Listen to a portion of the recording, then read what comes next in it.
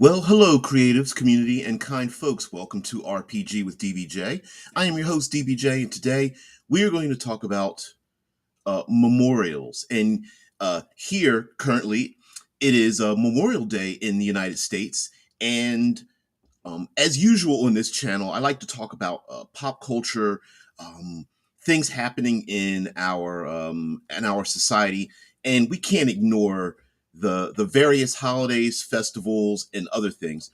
And so I thought we would talk about Memorial Day and using it as our tabletop role playing fuel. Now, this is a tabletop role playing channel, so if you want more intricacy and a more holistic approach to Memorial Day, you might want to go somewhere else. But if you're here as a world builder and you suffer from world builder's disease, like the rest of us, then please join us live or, you know, take a look at this later on and be inspired. Get that mind fuel topped off and burn it off later in your creation. So, uh, Memorial Day here in the United States is more specifically related to soldiers that have lost their lives in war, but more generally, it also relates to those whether they were warriors or innocents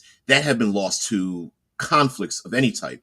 And in fantasy gaming or tabletop role playing of all genres, of course, these are things that have and will continue to happen in the world building, the history of your world, no matter how closely related to our current society, all the way to all kinds of fantastical and multidimensional things. These are the kind of events that world building is built on, and uh, very often, especially in fantasy and such, we can sprinkle in some sorts of world building.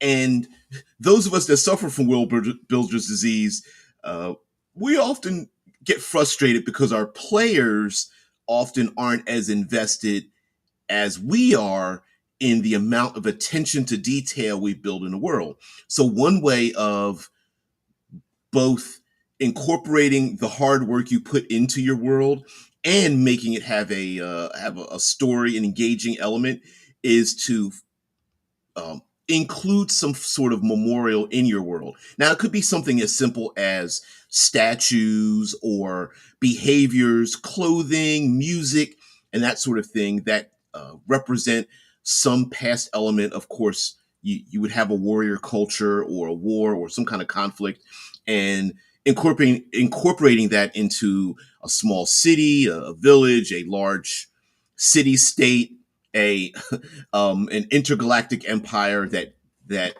takes time to give thanks to those that have been lost. But that can just be a background element. Hey, in the city square, there's a fountain and there's children playing, and there's a statue dedicated to some conflict, maybe a massive dragon, with a warrior standing overhead, about to a sword upraised, about to give that killing blow or something like that. Now, this doesn't have to be. This can just simply be background information. It doesn't have to be dramatic. But if you want to turn this into something more story element related, there may be a sizable portion, or maybe a small but loud portion of your community that um, either that has strong feelings about the memorial in general. There may be those who are at the receiving end of such a memorial and don't appreciate the great honors given to the warriors that dispatched another portion of the population. In classic fantasy, we have there's the classic like goodly people, humans, elves, dwarves that have been at fight with goblinoids, and in current today's today, um, currently in your world, it may be very metropolitan. There may be all kinds of like orcs and bugbears and dragonborn and all these other fantasy races and things like that, furries and all that kind of stuff that live all together. But if the city state takes time to give honors to the great warriors that murder killed a bunch of goblinoids. The goblinoids living in the city might go, I love living here, but this really rubs me the wrong way when there's plenty of statues and tapestries or other kinds of monuments dedicated to their slaughter. Now, of course, like in current day, you may think that, oh, well, one part of the population is wrong for not wanting to be reminded of a painful past. But in our current day, literally opposite sides of political spectrums are literally engaged and have engaged in the exact same behaviors for the exact same reasons. Here in the States, there was a time where very recently in our past where people were tearing down monuments in the South, and everyone was like, well, that's wrong and you shouldn't destroy history. And yet that exact same party that was being offended also was just like, we need to take books out of libraries because they remind us of a painful past. And everyone's like, why are you taking the books out? You shouldn't get rid of history. And people tend to feel very emotionally charged when a story is written about their past and where they've come from. And that's great for drama, and that's great for conflict. And of course, you got drama, conflict. That means there's people who want something and there's something in their way. And that's a great basis for storytelling. Even if, as in current gaming, if there's a group of people very much now where players want to play all kinds of races and things like that, but they could, the seeds of the past in terms of role playing could literally be the foundations for what we have in current day, meaning lots of player character options are playing monstrous types of humanoids. And yet in the past, some of those like knights of old in fantasy may really those monuments may still be around, and those holidays may still be around to honor their passing, even though currently maybe those factions are defunct or something.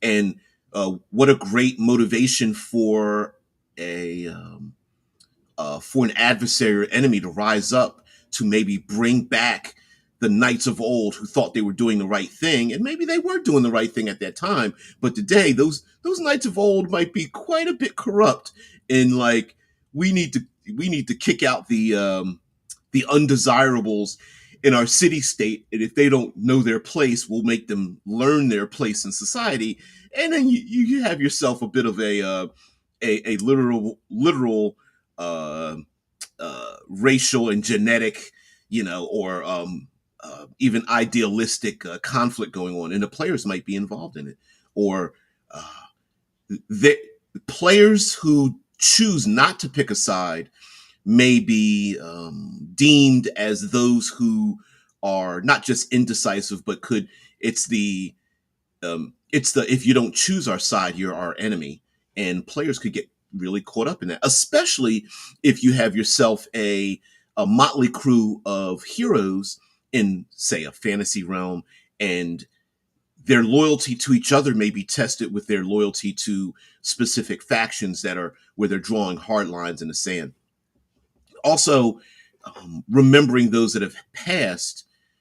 How long ago was this event? Was it within a few years and people remember the losses, immediately, or is this a generational thing? And if it's generational, history tends to smooth out the harder edges of, yeah. um, History tends to smooth out the harder edges of history. Those who are the victors always get to describe the history. And so, in one part of your world, the exact same event could be written and retold in a manner that is completely different than the other side of the event. The man says, watch the movie Atlas. A major plot point is the memorial stated by the AI generating the arc suit. I don't know if I've seen. First, I was thinking of another movie, a Tom Hanks movie, Atlas, Cloud Atlas, but I was like, no, that's a different movie.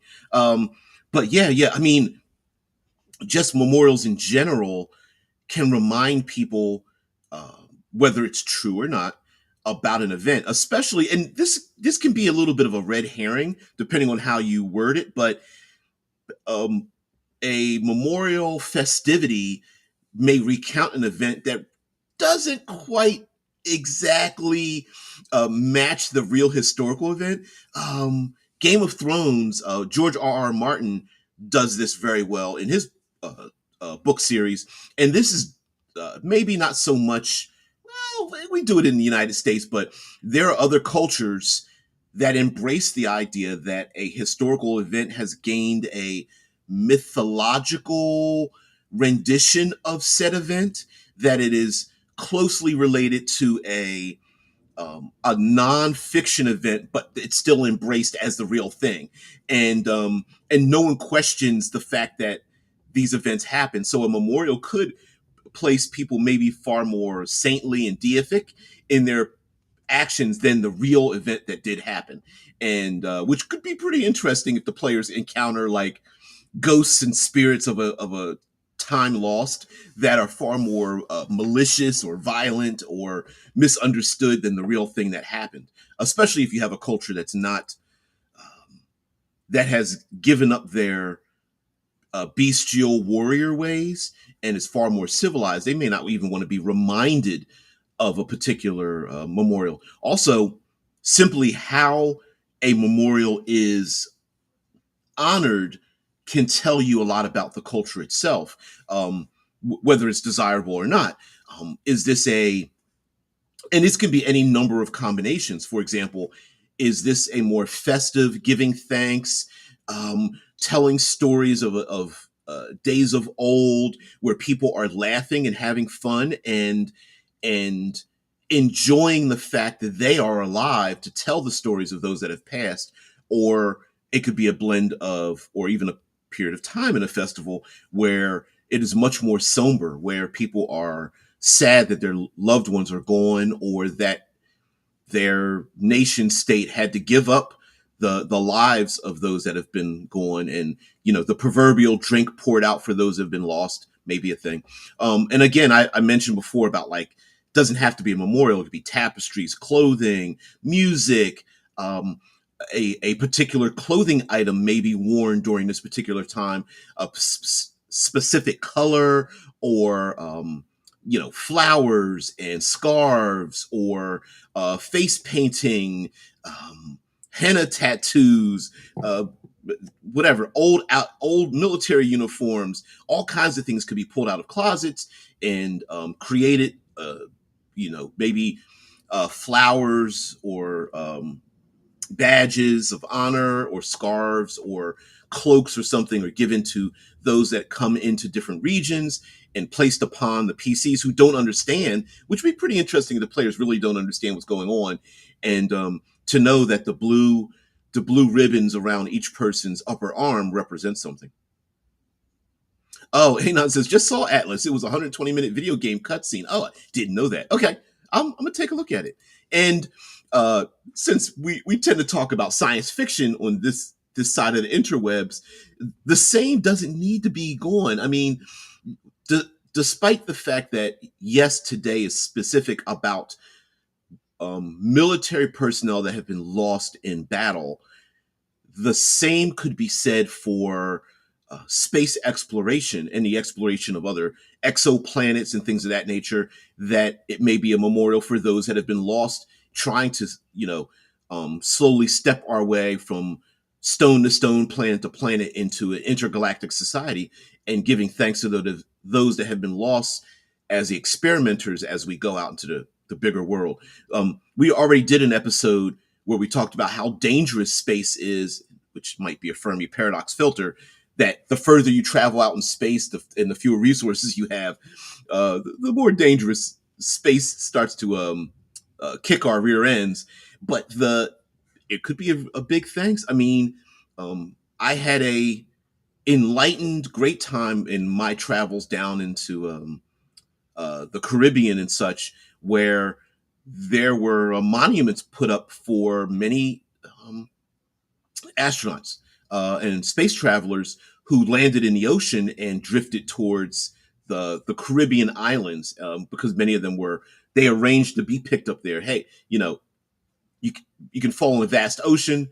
no big deal. You're not going to hit anything, and then it's easier to be picked up from those locations. So arriving on those Caribbean islands was very impactful for the people there, and so there were monuments put up for those that have been lost in space travel. And if you've ever traveled to or had the opportunity to go to Cape Canaveral in Florida, um, it would behoove you as a science fiction geek or nerd or someone interested in that kind of thing to go to Cape Canaveral and take a look at the place. There are definitely monuments for those who have uh, tested the boundaries of experimental science and starships and things like that. I guarantee that if we ever start heading towards sublight speeds and faster than light travel and wormholes and things like that, there are going to be losses for um, for those out there. Um, Maybe giving the loss of those that are in generation ships that are impacted by micrometeorites or something like that as they travel is another thing. Atlas is a new movie on Netflix starring Jennifer Lopez.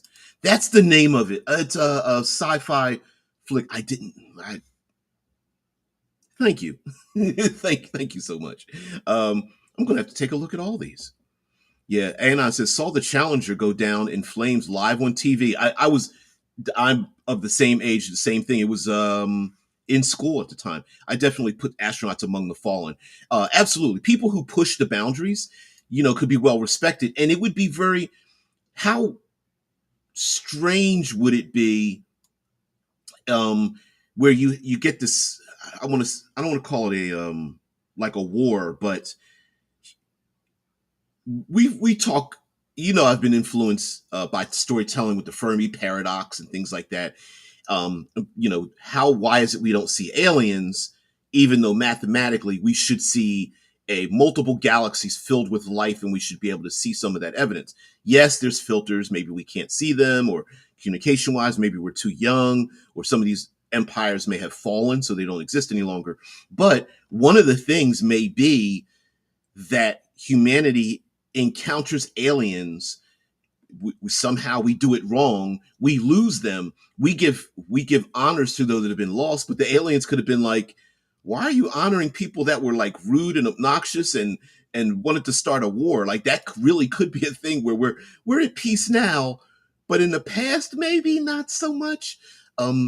There's a book series about the Man Kazin Wars, Kzin, and how like humans, the Kazin are feline like aliens, and the, uh, human behavior rubbed the Kazin the wrong way. And there's like, I think it's like a trilogy or quadrilogy or something of the Man Kazin Wars that keep happening over and over again, basically through misinterpretation. I believe one is that the Kazin hate human laughter because when humans laugh and smile, they bare their teeth. And the Kazin think the idea of baring your teeth is a sign of aggression. So when humans laugh and have fun, they attack them, which made it humans were like, wait a minute, we were being peaceful sitting in the park, just baring our teeth and laughing and being jovial. And the Kazin are like, we need to kill them. They do nothing but celebrate, aggression in the park. Look at them, how unabashed they are about doing such a thing. But something as simple as that could be taken too far, and there could be lots of conflict. Maybe we solve that conflict now, but a generation ago, maybe there was a problem, and bringing up that conflict again, maybe the alien Kazin or whatever they are just like, why do you honor your dead? They offended us, and the humans are like, look, relax. we just That's who we are, and that's what we do. And they're like, well, we don't give out false honors to enemies or something. Of course, giving out that definitely is something about conflict there, right? Also, depending on the event that happened in the loss in general, was it over a protracted period of time? Like, was it you know, the 17-year war and we're giving thanks to that, or was it one event? Oftentimes when it's one event, you can really zero in on the specifics of that event, and then have that specific event lead to other things. Was it a matter of those that were lost when uh, the rain of white flame came down upon the population for exactly 101 days, and this is the exactly what we're giving thanks to these people, and then the PCs could try to piece things together, like what what is the colorless rain, and where did that happen? I'm trying to blend in Greyhawk here, for those who don't know. The bottom left hand corner of the map, the original Greyhawk map. But some event could be very specific. Like, for example, here in the United States, we have very specific terrorist attacks that happened here, and those attacks are very much integrated into the losses of memoriam when it comes to conflicts. Whether this memoriam is in, we are remembering an event that sparked a great conflict over over a generation. Definitely something we can definitely uh, understand here in the United States, and we're still going through the same conflicts. Or maybe there's an event that very few people remember, and only the oldest of the old, maybe older races or AI systems that remember this information that the humans don't remember. Um, could be, hey, I could imagine an AI going like, "Oh, by the way, guys, I need you to remember that as you start walking across Mars, that we had some battles here," and the humans are like, "I don't remember anything like that happened to the southern hemisphere," and the AI is like, "Oh, well, there was like an EMP attack where a lot of the data was lost, but let me remind you." Yeah. Yeah. Anon says, "It is weird that apes show their teeth to show joy, though." Yeah, lots of very intelligent animals tend to do such a thing. Dolphins, horses, apes. Um, oh, yeah, bears. Yeah, a lot of intelligent animals will will become joyous in the way that humans become joyous. Uh, yeah, I wonder. I don't. Hmm. Makes you wonder. Um, the you distracted me with some Jacques Cousteau nature. I remember watching those nature shows so much. I still love them to this day. Uh, Now, along with the memoriams, there, of course, we have your classic dungeon delves, right? Now, a classic dungeon delve can be extremely hard science fiction.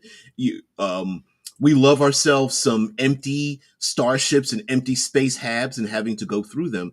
And some of that could be quarantine zones or old crypts or locations that have people have avoided either due to mysteries or bad luck or claims that they're haunted, knowing that they're the memoriams could be placed as also a warning to not go into these specific zones. Maybe due to construction or development or something, it's very dangerous. Like maybe there's cave-ins or collapsing buildings or radiation or unfettered spirits and magic and things like that. You could come up with all kinds of reasons why, whether it's true or not, right? Whether it doesn't have to be true, but there could be all kinds of reasons why people should stay away. Um, of course, there would be plenty of interlopers. Maybe players are tasked with cleaning out a region that has been infested, and this place is supposed to be untouched because of the memoriam, and there are people who don't remember, don't know, or don't care about the past. Much like to, I come from an age where there's a lot of chagrin, where not only do we, of course, most people don't like criminals, but there was a code amongst criminals where you didn't commit crimes on like school property or in religious institutions. But today it's just like people don't care, right? And it's almost like it's a weird sense of like, I wish this was like the old days where people got in fist fights and criminals didn't steal from churches and stuff, right? Yeah. Deadbear says, irony, the Challenger incident happened on my sister's birthday. Ooh. And she came home and complained that the school brought in a TV and showed that, and it took away from her birthday. Wow. Wow. I listen, if she, depending on her age, I'm sure the the it felt a little narcissistic, right? For somebody to go like, someone's death took away from my birthday. Right. I get it. They're dead man. But I could understand how that happened. I mean, when we look back in the past today, like the events of 9/11 and other things, there were a number of things that were going on at that time that we still don't remember. Or a tragic event could overshadow some other events that happened. What a great, yeah, and I'm with you. I was like, what the hell? But I get it, right? Like it sounds horrible when it's said out loud, but at the same time, I understand. It's like someone having a birthday near any major holiday, and the major holiday always overshadows their birthday, and they're just like, "This is stupid. I want my day." I get it, and but that could be very offensive as well. Like, yeah. Then again, disasters happen every day. Yeah, which is why I don't celebrate birthdays. Well, there's no reason not to celebrate a birthday. Sometimes we aren't even aware of a disaster. I wonder if with high technology, I wonder if there would be um, events that happen that we don't relate to something that, in hindsight, we then relate it to a something in memoriam. Like, for example, if there's technology that affects weather patterns. Governments have been thinking about all kinds of ways to defend their borders and attack enemies. One of those being the ability to try to control the weather.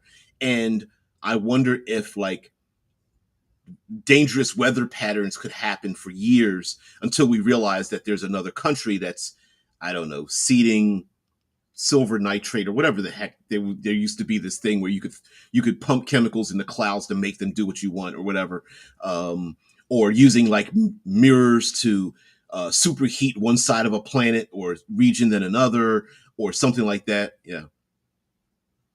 Yeah, yeah, yeah. Just being able to share a birthday with Kim Jong Un. Yeah, yeah, yeah. They don't want to sharing birthdays with like notorious notorious criminals and dictators and things like that. Yeah, it's always it, and it's not anyone's particular.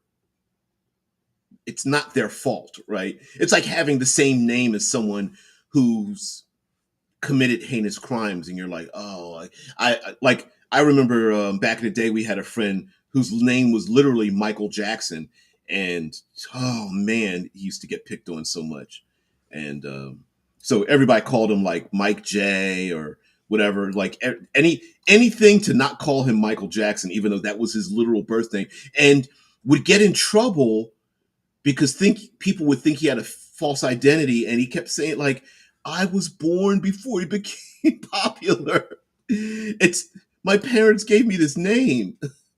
Yeah, yeah. I remember being a teenager with him. Like, I can't wait till I get old. I'm gonna change my name and blah blah blah. I don't know if he ever did, but yeah, crazy, crazy.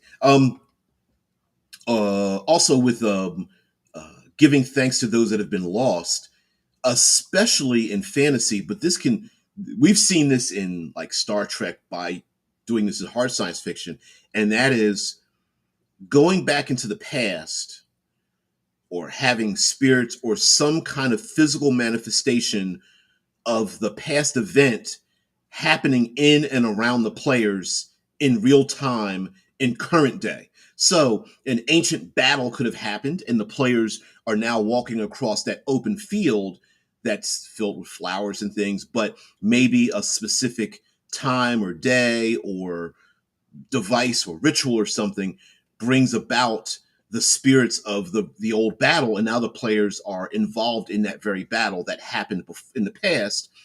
Not sure what side the PCs would be on, if any side, and then that becomes the adventure, the dungeon, where maybe they follow along with a number of guides or other warriors at that time that have just simply recruited the player characters into this battle.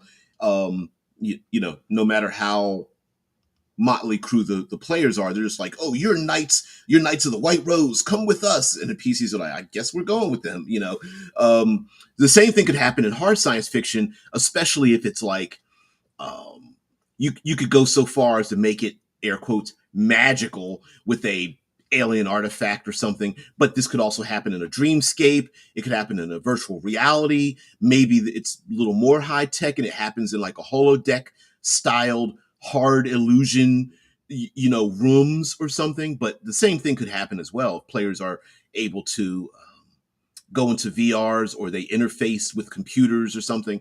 The same thing could happen where they are integrated into a program that puts them into a ancient battle and they have to live through that battle, and that's how they are trained or something. Happened in Dan Simmons' Hyperion and Hyperion Cantos story. The NES game Chrysalis is about a person waking up out of a stasis pod and having to fight through monsters to stop an AI death machine. I know two completely separate things, but I put the two together there, Dead Man, when you said it was her 10th birthday. I was just like, wait a minute, it was her 10th birthday when she had to fight through monsters to stop an AI death machine? Yeah, but it was her 10th birthday. Yeah, 10-year-old, yeah. I'd feel the same way as a 10-year-old to have something like that happen. In hindsight, though, I remember when those TVs were brought into school when the Challenger accident happened, and this was like the first time I remember schools being like, teachers and administrators were so taken aback. Like today, we don't really think too much about a school saying, "Oh, there's going to be people there to talk about the trauma," but that was one of the first times that I remember schools really having to scramble to bring in counselors in the school because of such a traumatic event. Yeah, I know parents went to pick up their kids from school on that day and stuff. Yeah, it was crazy. Hey, AI Death Machines, now my new band. I like that. Death metal. But um, what are some other story elements we can pull from this? Oh, the depending on like the memoriam, a crypt or something, maybe there's ancient items or whatever. Depending on what side of this conflict, if there was one, I could see a faction trying to return items that were taken from them. Like, what about those Dragonborn or those cultists that were following they were, I don't know, sycophantic followers of the dead dragon that was slain with the carved statue in the middle of town. That's a fountain with a knight holding a sword about to stab the dragon into the throat, through the throat. And maybe that sword or that dragon's hoard was stolen and taken by the people, and that's why this country, city, state, countryside, or whatever is so prosperous. But the cult might be like, we're going to steal it back because it belongs to us. And who's to say that they aren't wrong, even in a current parlance, especially if the city has a fully integrated population of, say, Dragonborn, and there could be cultists that are like, don't you remember your birthright? You shouldn't be hanging around these people in their fragile skin and blah blah. You know what I mean? And so I could see there being a little bit of like a push and pull where there are those who want to take down the monument or speak against it, returning the very treasure that was taken to build this city state. And maybe the cultists are like, the city belongs. You built it with the cash and coin and magic that was taken from our liege lord, the blue dragon of Everdale or whatever it is. But so it's going to be ours now. Yeah, I think something like that could happen. Also, players could be related to those that were lost, and a great tie-in to your world if your players are, or maybe they. This is unfortunate to say. Some warrior types may have felt they missed out on the great battles of the past that no longer exist today. And so there may be, excuse me, wow, sorry, there may be many who are feel like they can't quite embrace or extol the exploits of the great wars of the past, and so feel a little bit, maybe they feel a little bit butthurt that they can't murder kill too many of the people today that they used to back in the day. I live in a country where there's a small but sizable portion of the population that would love to, dare I say, uh, delete me and my kind simply because of the way I look, and that's unfortunate because I'm thinking that shows how sad you are if you if you think that that's your you think the world would be better that way instead of making yourself better. But you know, a lot of people like to measure their loves by their hates. So Anon says, in the dark future, a lone 10-year-old is released from cryostasis to face the greatest threat humanity has ever known. She, along with a ragtag group of yeah, yeah, right, yeah, to right the wrongs, to become the massive leader I was meant to be. Except for this one thing that happened on this day. Although, imagine like a coronation or a wedding or a graduation, some type of event was supposed to happen, and instead it became the spark that caused a great conflict. That's why there's a memorial in the first place.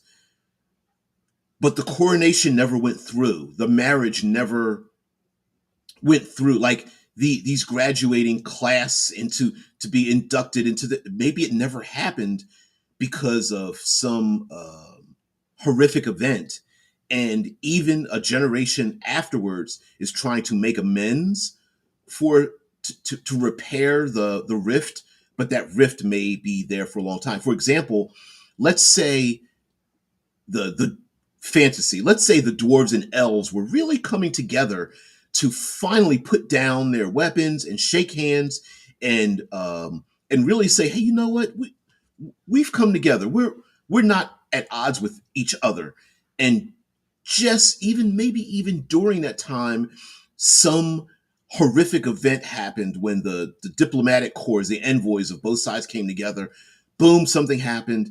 And we now know that it wasn't either side's fault, but maybe that animosity still continues till today.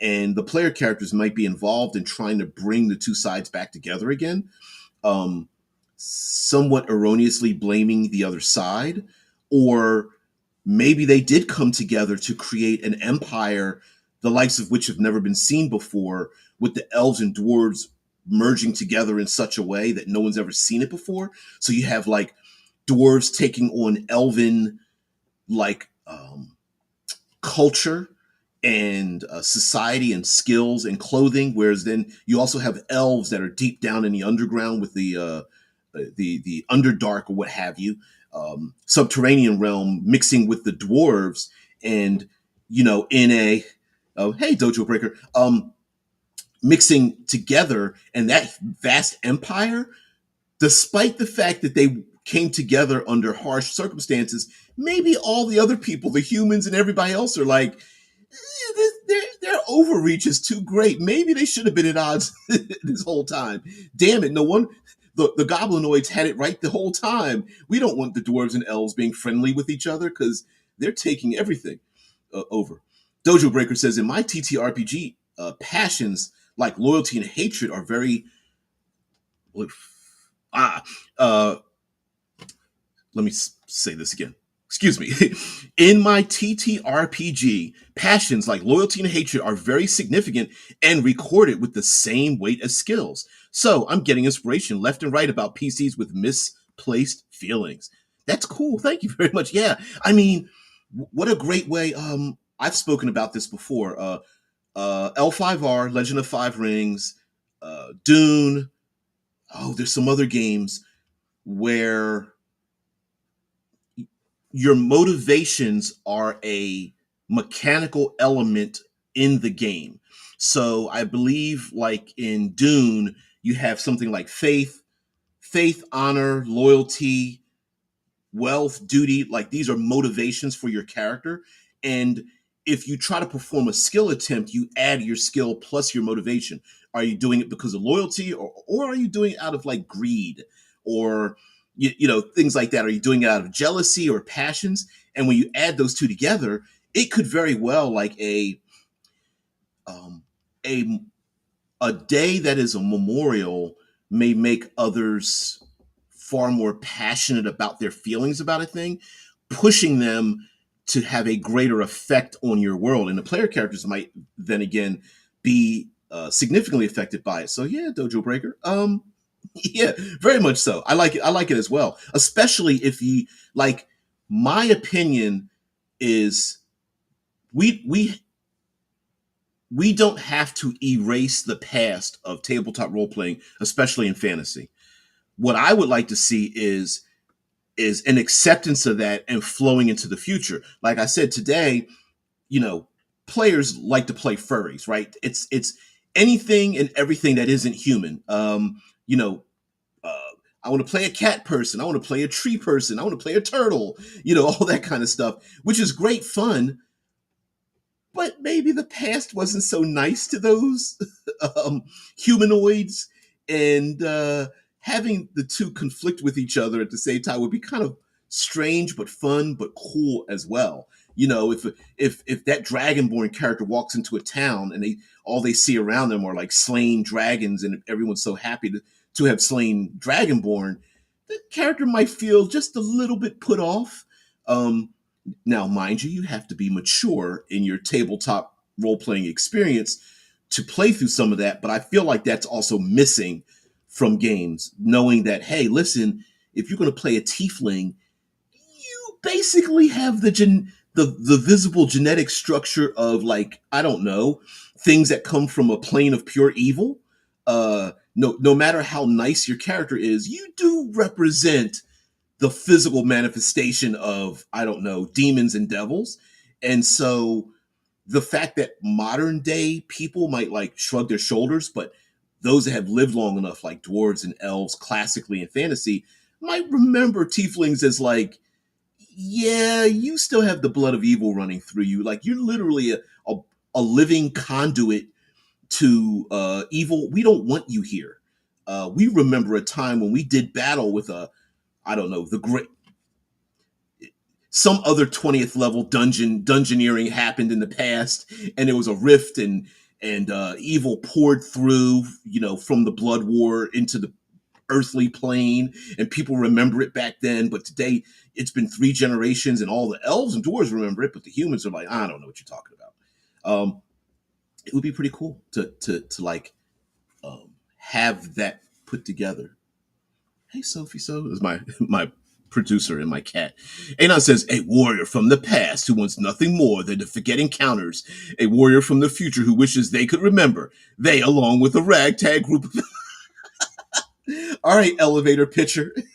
Yeah. Adderall is just like, yeah, in a world. I can't get the voice down right. I gotta get a little bit deeper. I get my timbre down a little bit deeper. But it would be pretty cool to read off a little like, in a world. Yeah, Dune is a pale imitation of the Smallville, which is available for free on Josh Roby's The Designer site. Of Smallville? Do you mean Superman Smallville, or is that something? Is that a same word, something different? Explain that a little bit. Mm-mm-mm. Now, yeah, I dropped link. Yeah, that things. Yeah, yeah, yeah. I don't think you can. Well, I'd have to give you moderator. privileges. Dead man has moderator privileges. Maybe I should incorporate moderator privileges. Yeah. Hey, thank you very much. Um, Side note, I was uh, uh, I was given a great gift, and so I was going to make today a uh, um, to be inspired by the act of giving a gift. Thank you there, Stochastic. Yeah, I really appreciate the gift. But we're going to do that tomorrow. We're going to do that today here in the states. Of course, it is Memorial Day, and oh, Anna says yes, the Smallville RPG. I didn't know there was. Oh, of course there is one. Of course there's one. What else? There's some other. Damn it! There's some Powered by the Apocalypse other games like Thirsty Sorts Lesbians and um oh, what's the forged uh Forged and Blades in the Dark game, Sailor Moon derivative. Golly, Forged in the Dark. Um, is it Girls by Moonlight? I can't remember the name of it, but Girl by Moonlight, Forged in the Dark. Yeah, that's it. And it does a similar thing where there's an emotional context to the character and how they are able to um how they're able to operate. So yeah, that's pretty interesting. And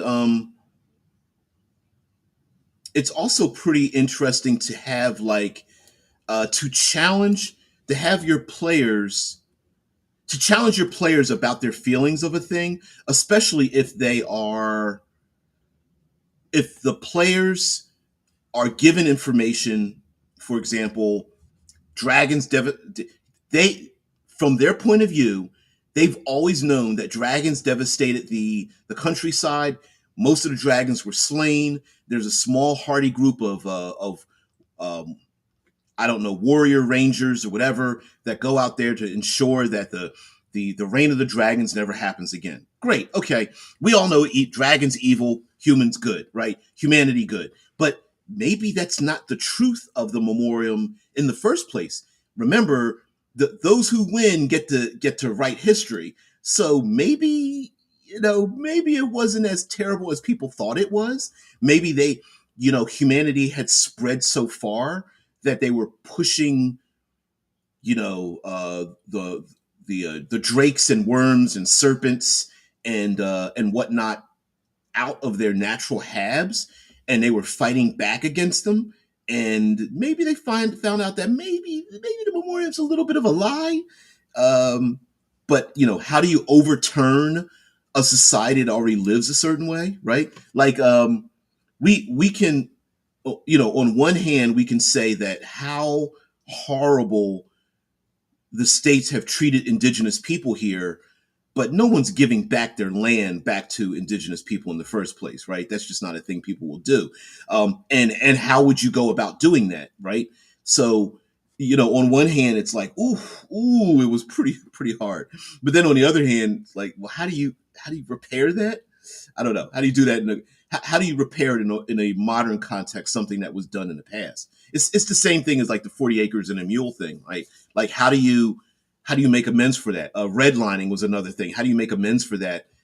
That clearly was wrong, but like, how do you reverse history to account for the losses of that? I don't know. Anon says even mod powers don't prevent the downgrade. Oh, YouTube really doesn't want folks being directed off site. Ah, okay. I was like, they don't want you putting in links, but yes, because even myself, like I used to put links below. I used to cut and paste links in my doobly doo, and I stopped doing that because um, uh, even though it belonged to me, YouTube was dinging me for some reason. And I was just like, why? And then I realized I was using it as a method to pull people away from YouTube. Even though, I mean, even though we know lots of people pull themselves over to other social medias, um, they don't want you going to like other merch and things unless they are sponsored, and you have to get your channel up high enough to get the little merch line under the video where you have like t-shirts and mugs and things like that. Yep. Says Anon said, "Yep, Smallville did it first and far better." I did not know that. I did not know that. Mm-mm. Smallville role playing game. Ah, all it's weird. There, and this is just a personal thing. Sometimes I'm not big on. Damn, that is a long ass review for the Smallville role playing game on. Uh, wow, Drive Through RPG. That's a couple thousand words. Yeah, yeah, yeah.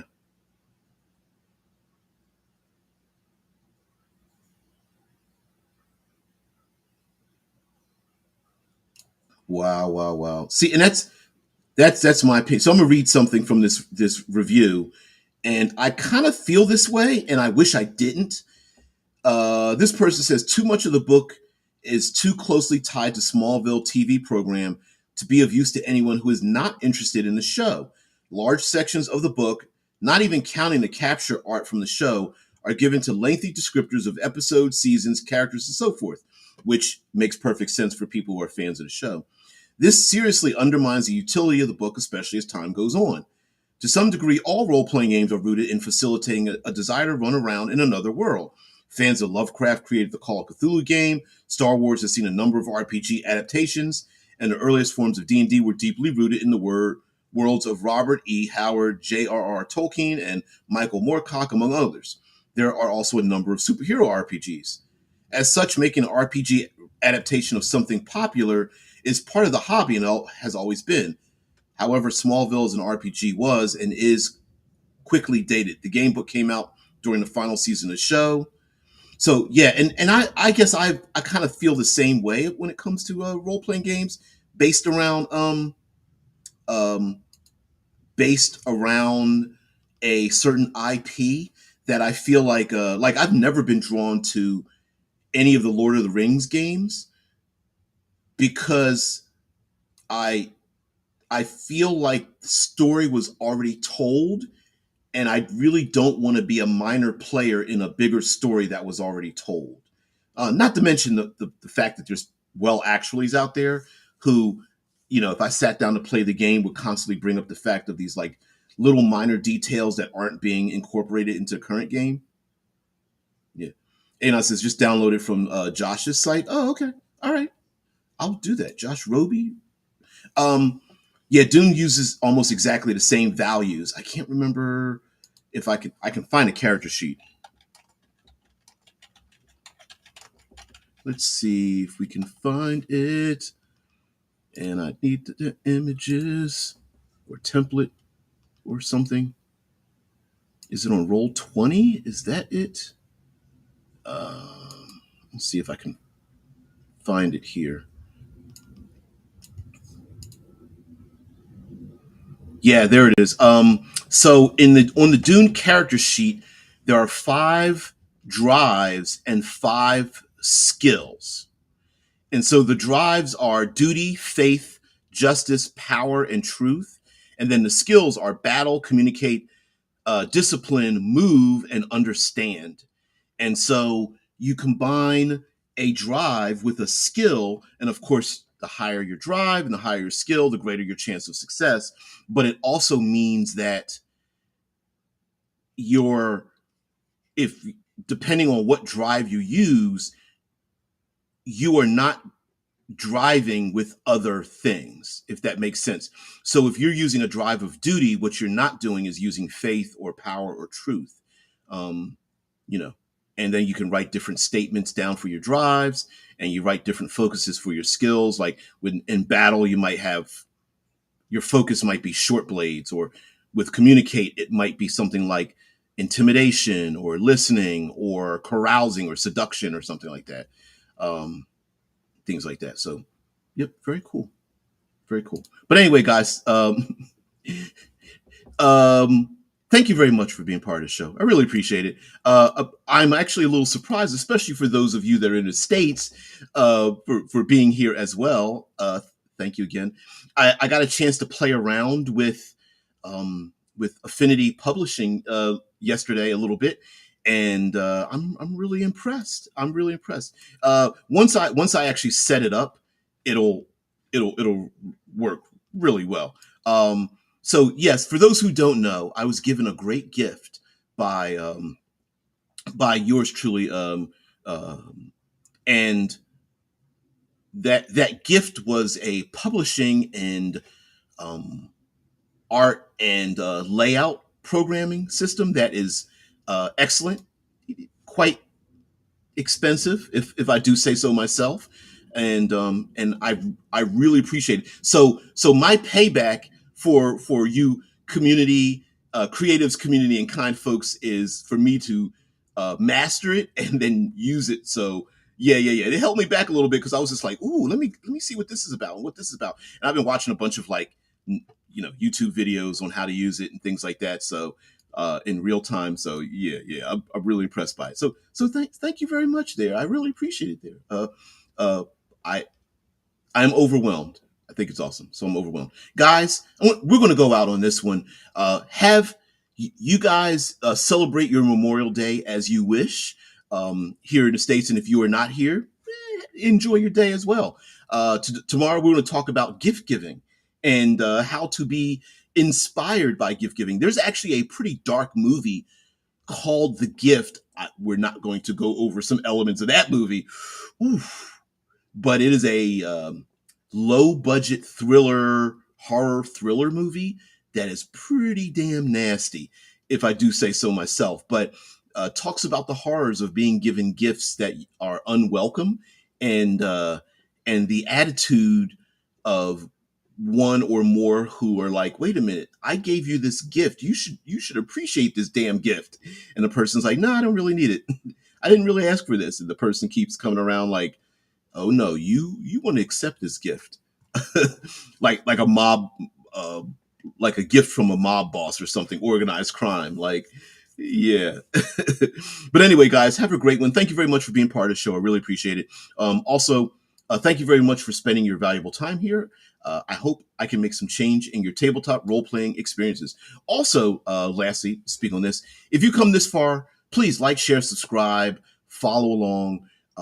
Come up with some ideas and for the show, and let me know if there are uh, things that you think would be beneficial for the channel and such. Um, like one time I showed you guys, like it's funny, my most popular videos don't have anything to do with what I do on a daily basis. Most of it either deals with Level Up Advanced 5th Edition, simply because people are going towards that, and Tales of the Valiant and things like that. Um, uh, Game reviews, I tend to get a lot of hits on. And then, of course, there's always the videos that are like a bit clickbaity.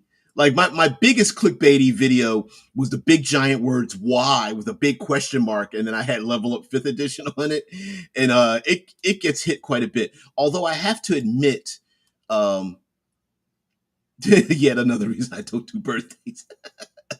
um, Although I gotta admit, like I'm very happy that there's a consistent number of people who tune into my explanation for Trials and Treasures, which is the Dungeon Master, if you want to make a comparison, book for Level Up Advanced 5th Edition, and why I was brought on for that game. And maybe one day I'll talk about um, Cool Name Goes Here. The free rules as they're being developed are available. You can just download them. As a matter of fact, I might even put a link into it. Maybe we'll talk about that tomorrow as a gift, and talk about what I'm developing for this game that is going to be free. The reason why it's called Cool Name Goes Here was a placeholder name for this game that successfully was kickstarted. And the idea, there were brackets around Cool Name Goes Here because the point was you are supposed to make your game out of these rules. So your cool name goes here is what was the point. That name stuck, which I think is actually kind of cool. That cool name goes here stuck as a thing. But yeah, there's a very it has an interesting die mechanic and resolution mechanic that lends itself to very open conflict resolution that I love, that I've embraced, and so maybe we'll talk about that another day. Maybe we'll talk about it tomorrow. So anyway, guys, have a great one. I'll see you later. Peace and tranquility.